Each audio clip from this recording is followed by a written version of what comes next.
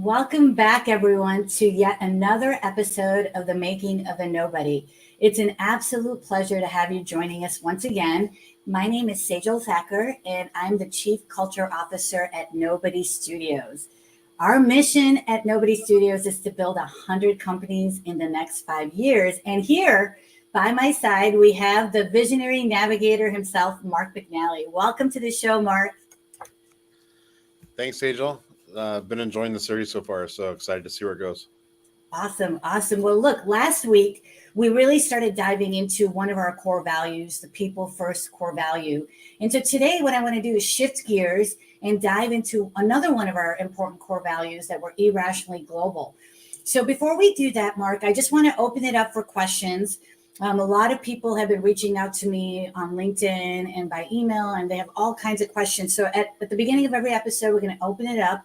So if you have any questions about the first two episodes or our topic for today, you want more insights from Mark, go ahead and drop them in the chat, and I'll keep a lookout for the questions and we'll dive into them today. But Mark, before we dive into the core value, one of the questions I get over and over again is, what is a venture studio?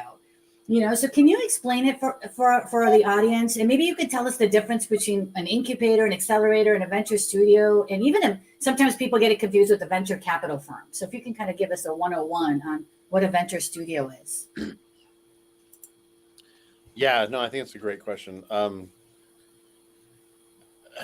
First of all, I'd say that I think a lot of people go into it with a mental reference of like trying to figure out which one's better, right? And it's like if you look at the mental, or if you look at the healthcare system, there's hospitals, there's practitioners, there's clinics, there's different types of things that do different things, and they have different values. If you are in a trauma situation, a car accident, you're probably not going to urgent care. But if you just need to get some amoxicillin because you got a cold, you're not going to go to the hospital, right? And that's probably the way that I would tell people to think of this entire industry. I don't believe that the emerging categories of incubator, accelerator, venture capital, or venture studio, they don't actually compete. There's some overlap in some cases, but they do certain things really, really well. And more often than not, they're very symbiotic and they help each other a lot, right? So a venture studio, the way to think of it is we are founders. Don't think of it as like a pot of money that looks at ideas and blesses ideas. Like, we are really a collection of people who built companies our entire lives. As we've talked about, I built 14 startups in my career and been involved in a couple dozen. But a lot of our executives and our teams have that same kind of background. And so we love building companies. We love getting our hands dirty. And so when we look at an idea, we think that way. Like, we think, can we be a founder of this? So yes, we bring capital, but the capital is probably the smallest part of what we bring. We bring our knowledge, our experience, our relationships. Like, we are trying to build this company with the people who ultimately become the founders of that company, right? And so we end up being, in many cases, a majority owner of a company that we create. And that's very different than other models. No model is better than the other. They just have different fits, right? But because we're so focused on the earliest stage, that's what makes sense for us.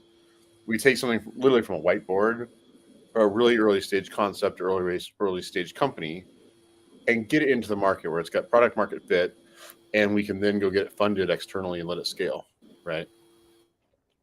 When you look at incubators and accelerators, accelerators is probably a better thing people think of. A lot of the brand names they've heard about. Accelerators bring a really amazing group of mentors to the table, but they don't. People say they give a little bit of money and they take a little bit of equity. But because they take a little bit of equity, you don't actually get the full weight of those founders and all those mentors. It's really just like having a board that looks at your deal every quarter and gives you a little bit of advice. It's very different than, like, we're in the weeds. Every one of our executives, and Sejal, we're in the weeds with every one of our companies every single day trying to make it succeed. And that's a very different value proposition for the founders who become part of the studio. The other thing we've done at the studio that's very, very important is we've spent a lot of time and money trying to figure out how to do this thing, which a lot of people could do, but it's not easy. It's not required. but we made sure that when you're part of any one of our companies, you're a part of every company we create. So what it's done for Newco employees or founders is it's diversified your exposure to upside, and it's mitigated your risk. So if you put your heart and soul into a company, it doesn't work, which the odds are it's probably not, or it's not going to work out the way you thought. But you're part of the studio, at least Nobody Studios.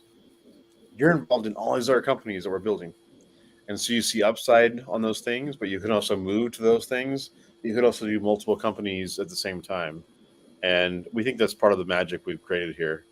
Um, Now, 3 or 4 years ago, there was a little bit of conversation in the editorial pages around VCs versus venture studio.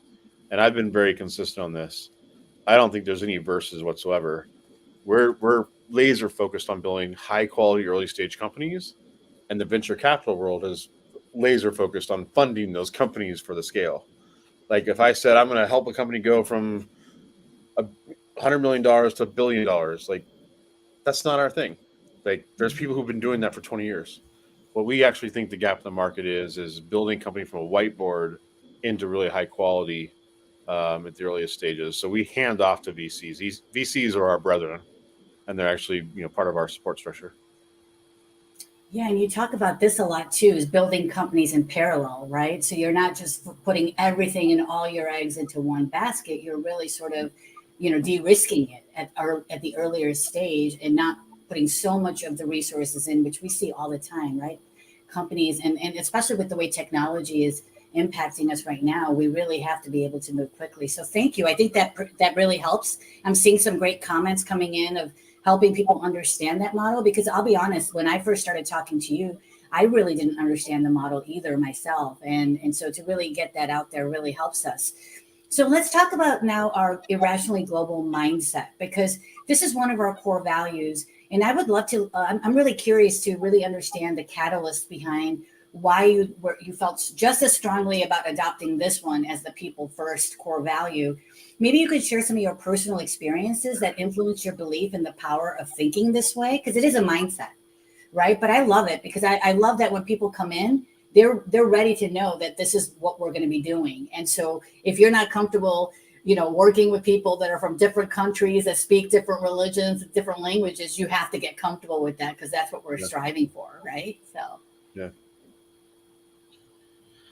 Yeah, big story to unpack, but I'll make it succinct. I was born Northern California, good old American boy, and very patriotic. And but I think what's happened to me over time is my version of patriotism has evolved. I served in the military 6 years, and my grandpa was a full bird colonel in the Air Force, and I absolutely love my country, but my version of what that means has changed over time as I've been exposed internationally.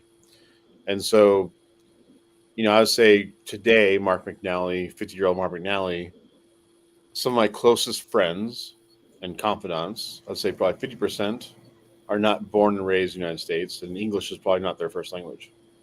So that has evolved over time. It certainly wasn't, 5-year-old Mark, but it is, 50-year-old Mark. And I've increasingly been involved. I didn't grow up as an international kid. I didn't travel until my 20s. But in my career, I've built offices in Pakistan, Dubai, Mexico City, London. I've had a chance to go to places most people would never go to. I've been to China over a dozen times. So I've been the last 20 years. This is true for my career. So it's created relationships and trusts, but it's allowed you to see somebody not through the lens of how you're born or how you're taught to think, or the stereotypes that, are easy to absorb. You see people at a human level. When you actually go to these countries and you live there or you try to do business and this is where you see who people really are. When you have to overcome adversity or you have to create a business or you have to lose money or make money or, navigate a travel challenge or whatever. And I've just come to understand over time that we have way more in common than we don't have, right? And I think it's kind of ironic when I talk about being irrationally global.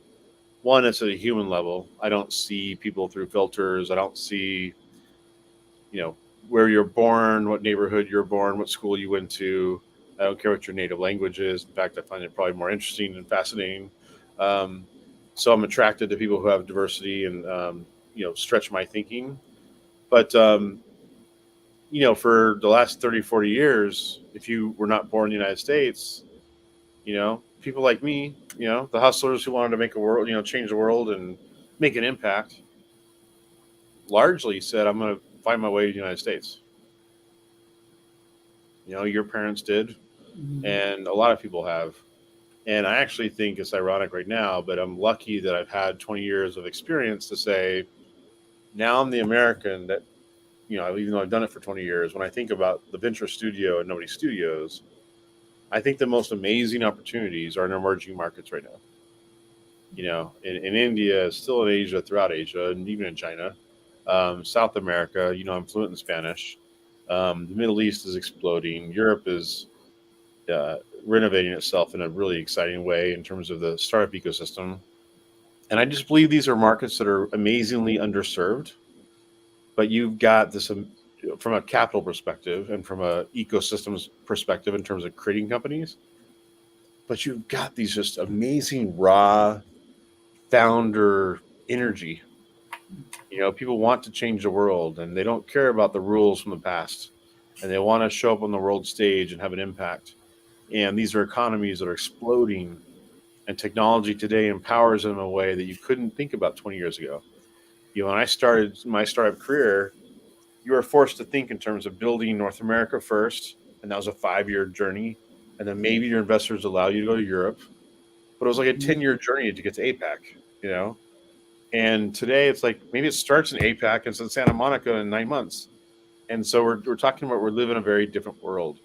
Um, and I know it's going to be very uncomfortable for most of the incumbents who have, the capital resources and maybe some of the same things we have.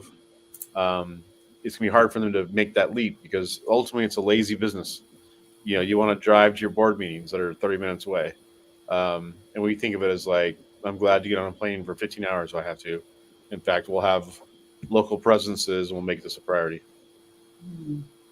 Yeah, what you're saying is resonating with so many people in the chat, Mark. I just put one comment up here. Zen, I'm speaking with Zen actually in a couple of weeks, but I love the flip of an old paradigm of profit over people and planet to people and planet over profit. It doesn't eliminate profit, just puts it in better order to serve humanity. I love that. It's so true. And what you're saying is truly inspiring for me, Mark. My own experiences really resonate with this global mindset as well. I mean, my family, so as you know, I was born here, but I moved back to India for a year when I was in high school. And I actually went to school there for a whole year. And that was when the value that I got from that cross cultural exposure, I thought I'm Indian, I'm going to blend right in and I'm going to fit right in. And it was a major wake up call. Like the culture, my perspective about culture, languages, tradition was totally different than what I had been accustomed to here in the United States. And so I think unless you get that global perspective, which you have because you've traveled a lot, you've had offices in other countries, that really helps you understand people better from various backgrounds and how they perceive life and what are the challenges that they have. And so we'll talk a little bit more about that. But I would love to go behind the scenes. One of the reasons I love this show is because we get to hear from you. And Irrationally Global is really sort of this mindset of look for opportunities, seize those opportunities anywhere in the world. So can you talk to us a little bit more about how this has directly influenced some of the strategies, some of the decision making in shaping some of our new codes and the initiatives that we have going on in our studio? Yeah, certainly. I mean, I think Irrationally Global, as you know, I mean, I called you from my garage 3 years ago, trying to build this thing. But that was a theme back then, right? But what it's turned into is, and we were built during the pandemic, so we were already like distributed, right? Mm-hmm. We had people from all over, different parts of the country and different cities, and that was, I think it's become a special part of our DNA. Mm-hmm. But it also allowed us to like just find great people, and we didn't really care. It didn't matter to me if you were in San Francisco and Tiffany's in Colorado and Jason Colker's in Miami. Because if we can find, uh, the next great person in Tel Aviv, then we're going to do that, right? And I think what it's translated to us in a very short period of time is, since that was an intention and a goal, we now have 50% of our team outside of the United States. And we're not necessarily thinking about just like low cost, like talent, right? We're talking about, Tel Aviv Mm. power centers like London and Tel Aviv and some very high level people. But we're attracting talent to this journey that I don't think you would have 10 years ago. But we also have, I would say, four of our companies I'm most excited about are based and originated outside the country already. So how does it translate? It's that. Like, we're Yeah. already having to figure this out. It's not something we are trying to back up the vision. I spend 56% of my time talking to overseas resources teams and staff and companies, which I don't think of it that way. They're all one company, but um, that's how it's played out. It's not something we aspire to. It's who we are. I love that. So, can you talk to us about maybe a couple of these projects or partnerships that really kind of give people an idea of our commitment, to create lasting change beyond just the local sort of boundaries? I know we've got our team all over the place, but shed light on some of how this mindset really, I think, helps us look beyond the obvious and tap into markets that other people might overlook. I know I've been a part of several different calls with you where we've talked to people in South Africa. We've talked to people in Europe, that have Yeah. ideas. And I think there's a benefit to having people. And maybe you could talk a little bit too about our ambassador program. I think that's very unique, something that we're doing in our studio than some of the other studios that are out there. Yeah. Yeah. I was gonna say, we could talk about what we want to become, but it's easier to talk about what we already are. Yep. Um, and so I'll go really quick. But we're lucky to acquire a team out of London called Platforma, which is, I think, one of our fastest growing companies in the portfolio. It's intelligent low code, no code. So how do you build stuff without being a coder, but do it at scale? Um, and this is some of the two coolest brothers I've met in my entire life who've been building this technology for years, and we're able to hopefully bring some resources and brain power to the table, and they're on a track that's just super super exciting for us. But we actually now building companies on top of that platform.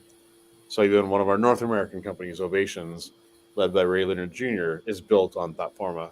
So it's almost like you can't even see the boundaries anymore. The borders don't exist. Um, Ibex Labs, Adjacent Possible. These are two acquisitions we announced earlier in the year. Two of the companies I'm most excited about. Ibex is in the Web3 space and uh, building a library of resources and a whole bunch of different products in the Web3 space that we think are going to be transformational, especially in the venture ecosystem. And Adjacent Possible, taking what is largely a very manual, attorney based, meaning expensive and hour based kind of process, and making it click button simple for IP. But these are all international teams.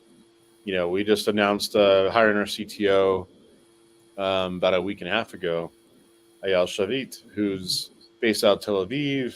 He's a professor at Tel Aviv University on AI. He's got a PhD in AI, but he used to run a venture studio at Samsung. Um, and just a perfect background, amazing human being.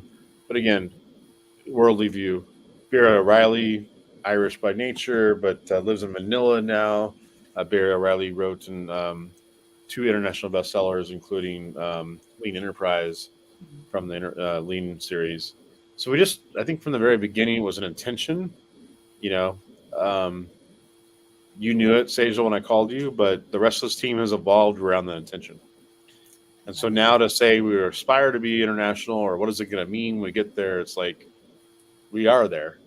And actually, 50% of our investors are international today. In fact, our largest investors are overseas. So, yeah, our current lead on our new round is out of Dublin, Selenium Capital, just a great group of humans that are going to be long-term partners of ours. And yeah, we are through and through. This is our mindset.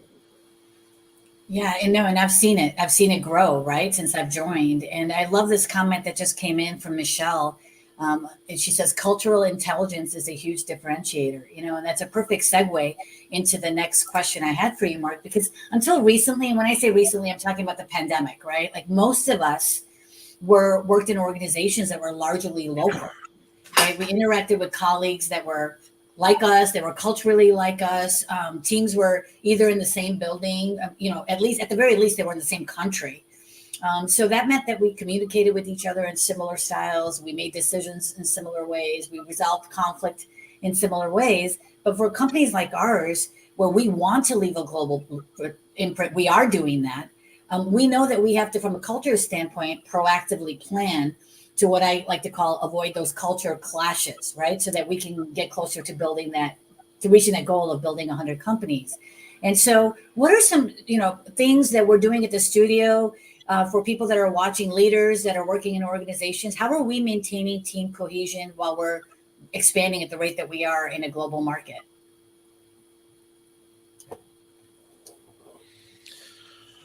Yeah, I mean, first of all, I think we touched on this in previous calls. Our goal is to try to bottle up our culture as much as possible, and make sure that as we scale, we realize that they're not all going to have the same contact with myself or you or other senior leaders, at least not the same, density or intensity that we hope. Sure. So it's important that we also systematize this and we capture things in videos, which is why we're doing this. We capture it in words, but we also do our good job to train the people below us to also carry on and represent our values. But yeah, no, I think doing this at scale, the thing I've come to appreciate is I personally don't put as much value on whether or not you were born in my same country. I identify with whether or not you are close to me on maybe a work ethic level or a political level or a human level. Like, and then my friends that I consider at my the way I think of things, I don't think of them as like gender or nationality. So I kind of almost think like it's a false kind of filter. um, and I think because that's what life's taught me, but that's also how I manage and lead this organization. I do believe that that's happened here as well. You'll see certain people who think of certain school of thought, but they're an aggregation of very different, genders and personalities and cultures. Great, but they all sing a certain way, and that's just part of navigating and leading an organization. But I don't actually think it's as easy as saying, "Oh, it's because you're this or because you're that." Like those filters to me are pretty juvenile. Yeah, and I think we do a really good job at really sort of setting that foundation, right? And I want to just give a quick shout out to Michael Landers. He's one of our nobodies. He's an investor. I interviewed him on our Nobody Studios Culture live stream show, and he talked about just how we could build cohesion. The ideas of cultural competence, cultural sensitivity. This is, and he broke it down very easily. And it's exactly what you said, Mark, is that it really depends on the leader's willingness. And as you and I both agree that every single person that has joined our journey is a leader. So it really depends on all of our willingness to sort of look inwards, right? To unpack our cultural baggage, things like our values, our assumptions, our biases, our communication styles, and learn how to control he calls it cultural reflexes, right? And so there is extra training, like you said. We have to make sure that we continue to build it into the fabric, but we're doing such an incredible job because it's so beautiful to see people really coming together for that shared goal, and that boils down to our shared humanity, right? So, but it doesn't come without challenges, right? And so I can't let you off the hook with this conversation without asking you about how do you, strike that balance between, navigating this world of irrationally global where, there's risks that you got to take when you bring someone in. You're taking a risk that are they going to be able to adapt to our culture, especially if they haven't been exposed to the kind of different places that you have and I have. How are we going to strike that balance, not only with the people that come join our journey, but with the initiatives, the new co's? What are some of the ways that you make sure that you are prepared for those unexpected challenges?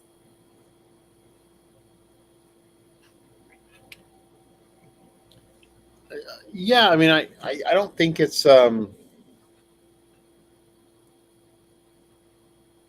don't think it's all that much focused on the international thing, right? Like it'd be really hard for me to come up with an example of saying it's because I'm from California and that person was from X that we didn't see eye to eye, right? I actually that'd be hard for me to come up with. But I do believe as one of our theses about going into these emerging markets is that we bring something to the table that those emerging markets don't have, and but we're there because they bring something we want to be a part of our journey, right? So imagine we're going into sub-Saharan Africa and we're building companies. Well, to say that there's not a culture of entrepreneurism in sub-Saharan Africa would be a complete failure. That's a non-truth. That's how they've lived and survived. Like it's a very aggressive culture of figuring out how to make things work. But there is a tribal thing that makes there's a whole bunch of political conflicts. There's a lot of things that have defined their lives, but who they are as people is they're actually entrepreneurs in their heart, right? But what they don't have is a venture ecosystem. They don't have a startup ecosystem. And so I wouldn't call that a challenge. I would say this is what we bring to the table.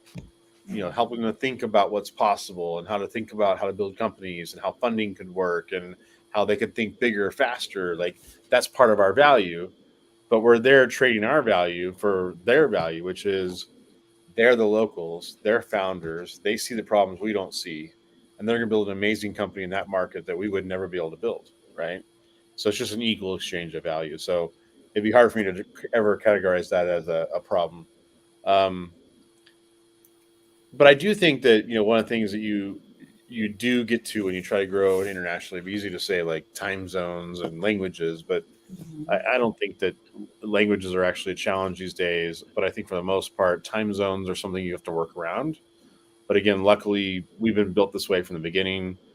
And way before the pandemic happened, I've been managing international teams for 20 years. So conceptually, but also culturally and as a person, it wasn't a hard thing for me to adapt to doing calls with London at 6 a.m. and calls with Asia at 9 p.m. That's something that I'm used to. Um, I actually think sometimes the bigger challenge is in the nuances of what is a good goal or outcome of a company. This is kind of a weird nuance, right? Because if you are building companies in a part of the world that hasn't done that a lot, even our lead investors are out of Ireland, and there's some of the greatest humans we've been working with in terms of building our studio. But you can already know in the very beginning how they think about building companies and valuations and exits and scale is different than a Silicon Valley approach. And we're not necessarily Silicon Valley, but we're the North American approach. And so every time you come into a conversation or relationship where you have different frames of reference, you have to invest into what is our common ground, what is our common understanding, our common goal. Again, I don't see those as challenges. I just think it's something you might not have to do if you're just talking to someone down the street, right? Yeah. I think that's just how we are, as a studio. I think we do a lot of diligence, due diligence. We do a lot of research. We do a lot of planning and experimenting, and we're always ready to pivot when we need to, right? I think some of the things that I was thinking about was like from my own experience when I was in India, right? Like, and that's why I think this ambassador program we have is so powerful, because there were so many things that I was like, oh wow, there is a socioeconomic disparities here. There is education differences in educational systems or hierarchies and caste systems and how local businesses. So having that person from there identify for us, here are some of the areas, some of the vulnerabilities, some of the places where we need innovation. I think we just bring them hope. We can bring that hope as a venture studio and put our resources behind addressing the challenges that exist in these markets that we want to go into, right? And so I think that the ability, like things like unforeseen regulatory hurdles, there might be something that pops up that we're here, we're ready to go, and then something comes up. But that's just how our studio is. We know that we have to adapt pretty quickly and to those kinds of things that are coming up. So where do you see us? I know we're already going there, and I already know the answer you're going to give me, but how do you see this mindset of Irrationally Global shaping our legacy, and what kind of global impact do you see us having in, let's say, in the coming years? Yeah. Well, yeah. First, I wanted to touch on something you just said. I always tell people when I talk to them, at any level, youth, old, someone outside the venture world, outside the country, whatever. If I'm ever thanked for being a mentor or helping them guide them, I'm like, look, please be really clear. Like this goes both ways. Like I am learning as much from you as you're learning. I'm learning. You're learning from me, and I believe that as we go internationally, right? You've heard me say often that the next Facebook's not going to be created by a 50-year-old white guy in Orange County, right? It's probably a 12-year-old girl in New Delhi, and she's playing Minecraft on her couch right now.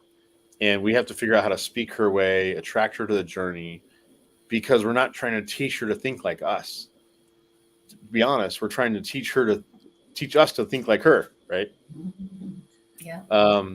But there'll be things that she would run into, like, oh, I don't have the capital for this, or I can't get over this regulatory issue, that we won't blink at. It's like, oh, we've done that 20 times before. We got that covered, right? But we're just trying to see the world through their eyes so we can see the opportunities and build these next group of solutions. And it's really symbiotic in my mind. So, yeah, does it answer your question? Yeah, no, thank you. I mean, you shared so many great insights, and I'll leave it with this because we're at time.